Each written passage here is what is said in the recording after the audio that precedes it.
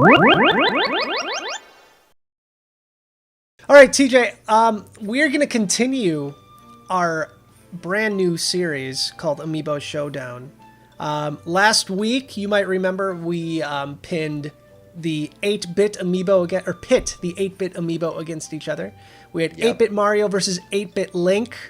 I think you had a compelling argument, but last time I checked, it appears that Mario has won the vote for favorite 8-bit Amiibo. Well, people are entitled to their opinion, even if it's a wrong one. Ooh, fighting words, man. Fighting words. We're going to be doing something called the Battle of the Princesses. I picked Princess Daisy, and I picked the Super Smash Bros. Version of Princess Daisy. And you picked... I picked Princess Zelda, the Wind Waker version of Princess Zelda, so Toon Zelda. So, as always, we're going to do this in 2 waves. Appearance and functionality. Since you did go first last time, as I completely forgot, I'll go first this time. I picked Princess Daisy for one major reason, and that is the progression of Amiibo since they first came out. The first wave of Amiibo had Princess Peach as one of the first 7 or 8 Amiibo that first came out. Actually, I think it was like 11 or 12. 12. And at the time, it was pretty amazing. There wasn't a lot of Princess Peach toys out in the market at that point, and I was pretty excited to see it. But as time went on and more Amiibo came out, she was really kind of suffering from just weird face syndrome. And Nintendo, when Amiibo first came out, and if you've been with Amiibo since day one, since the Marth days, you know that Amiibo had a very difficult time looking accurate if they were human characters. Like characters like Pikachu and Fox McCloud, I mean, bigger characters with these exaggerated features, they were fine. But humanoid figures, Nintendo just had not really gotten the kinks out of that manufacturing process. So you had, obviously, Princess Peach, but again, not the absolute best looking Amiibo out of the bunch. And as time went on, they started fixing it. And I'd say when Princess Zelda came out, there was some issues with that one too, but that one started to look a little bit better. And then Palutena came out. That one had its own kind of set of issues too, but it started getting better. And then I would say around the time Zero Suit Samus came out, Nintendo had really started perfecting the art of manufacturing these tiny little figures. And the humanoid figures started actually looking more like the characters they represented.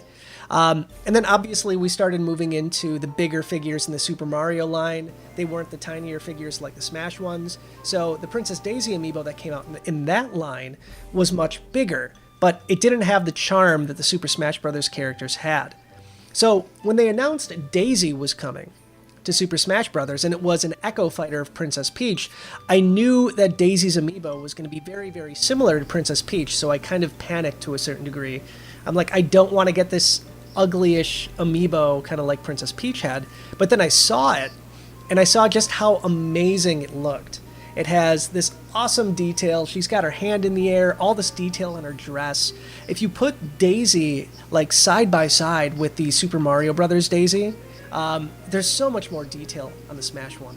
It's just this absolutely stunning figure. She looks happy, she looks like she's ready to fight, and best of all, she looks really good next to Princess Peach.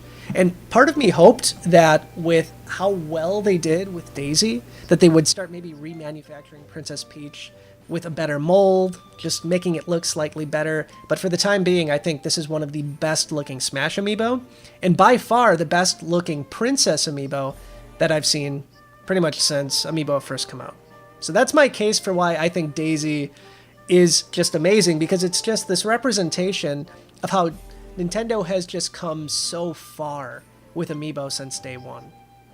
That was a really good description of the evolution, and I think I completely agree with your timeline there. The early humanoid faces, I didn't really take issue with because of the scale. Yeah. But once we start to see the progression, you're absolutely right. Around that Zero Suit Samus time, things started to get really sharp and really detailed and really crisp. And so it's not surprising that, given my natural Legend of Zelda bias, that I would choose a Legend of Zelda princess, the princess of my heart, Princess Zelda. But I did have to really think in the context of Amiibo, is this just my bias talking, or do I really think that Zelda is the best Princess Amiibo? Daisy obviously is. Is she the most recent one? I believe she might be the most recent Princess Amiibo. So in terms of quality and specificity, yeah, she really does have a lot going for her. But in terms of the character itself, does this character offer enough for me to feel like she's truly representative of the best of the princesses? And I feel like from a functional, I'm not okay. All right, I'm jumping the gun here, Jason. Jumping the gun. We're not to functionality yet. We're to appearance. So let me give you a little bit of, because I was very torn, and I took a long time to get back to you on this about which one it was going to be. It was because I kept waffling between 3 different issues. There are 3 Princess Zelda Amiibo. The first one came out in Wave 2, and that is the Super Smash Series Zelda, which is based on Twilight Princess. That happens to be my favorite of all Princess Zelda designs. I just love how she looks in that game. But that's an early edition Amiibo, and it's not necessarily the best. I don't like the pose they chose for her. I don't feel like it's very dynamic. It's a little bit awkward, and the face is really not spot on. I think it's a great Amiibo, but if I would have to choose like the best, it's out of the running just because of how beta it is compared to more of the modern Amiibo. Then the other 2 are Wind Waker Zelda, which is the Toon style, and then also the Breath of the Wild Zelda. I really, really love the Breath of the Wild Zelda. It's in somewhat of a plain pose, but she is holding the Sheikah Slate. The detail is exceptional. The face is, I feel like, very good. The details of the eyes are very precise. But something about the Wind Waker Zelda is perfect. Like it's without flaw. Yeah. She has a much more interesting position. Her hands are like in a palm up supinated pose, and her hair is being swept to the side, almost like she's feeling the wind. Her dress is just slightly swept to the side, and she has that little, I don't know what you would call it, but it's like a portion of her skirt that has the royal crest on it, is also swept to the side, and it's really, really crisp. The lines on it, the paint lines on it are fantastic. The color on her is really good. I've had many of this Zelda because it was sold with a Wind Waker 2-pack. Yeah. So I can say with a high degree of credibility that they were very consistent. So I probably had like 12 of these Zelda Amiibo, and every one of them was super precise. Whereas in early days, you could get a Palutena where one of her eyes was almost printed on the side of her head. So not all Amiibo were created equal, but the level of consistency in the appearance of these Zeldas was really, really spot on. Her expression is, like most of the Toon versions of the characters, so much is said with so little. Instead of looking forward, her eyes are kind of to the side, and even though it's more of a subdued expression, you still get this sense of how expressive the character in this version is. And I feel like they took what was on the screen and they translated it into a physical figure, as well as any other Amiibo that they've created in the entire series. So for that reason, I picked Toon Zelda. Again, I think that's a relatively good point.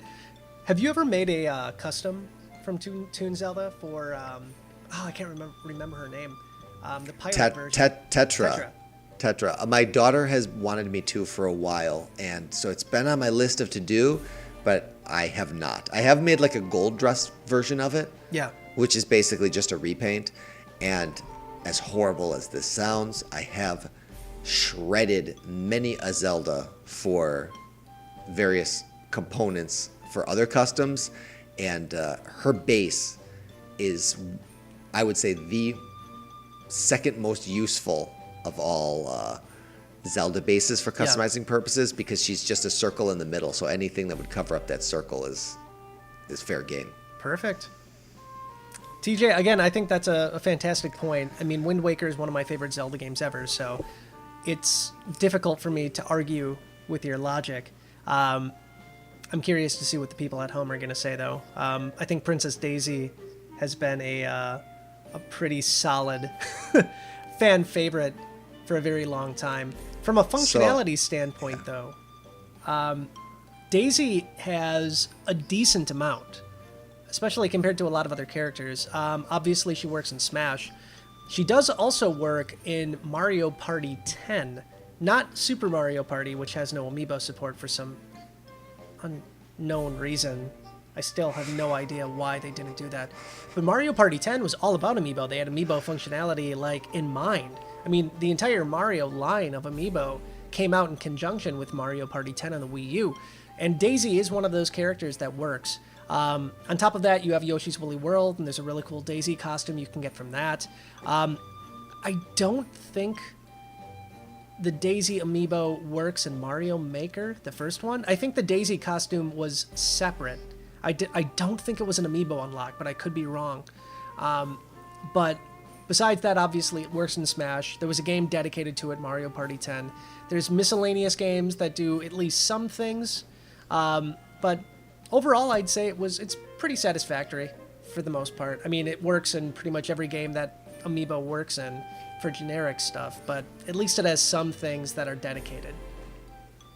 Yeah, she's, I would say, more functional than your average Amiibo. Not that anybody's playing Mario Party 10. Not that anyone's playing Mario, or even did when it first came out. Yeah. I think that, like most, I made the same argument when it came to 8-Bit Link last week, but the Zelda Amiibo have special functionality beyond the typical Amiibo. Link particularly. Yeah. But Toon Zelda enjoys all of the same trappings and functionality of a typical Zelda. So in any game that Zelda would be compatible, Toon Zelda is also compatible as a Zelda Amiibo. So you can use her in Smash. You can unlock costumes in other games. Yeah. But her one special and unique functionality comes in the form of Legend of Zelda Breath of the Wild, where she can drop chests, which usually contain like rare gems or things of that nature, and an assortment of plant items. But you get a very rare drop, which is the hero's shield from Wind Waker, and that's the only way to get that shield. It's one of the ones that I needed to have to hang on my wall in my house. I was scared to use it because of the durability factor in the game. Weapons break. But I found it to be so comforting and so fun that you could get all these callbacks from Nintendo's entire history, the entire lineage of Zelda games.